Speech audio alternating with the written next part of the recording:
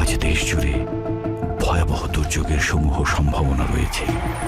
দেশের সব পুলিশ স্টেশনকে 10 নম্বর মহাবিপদ সংকেত দেখাতে বলা হয়েছে।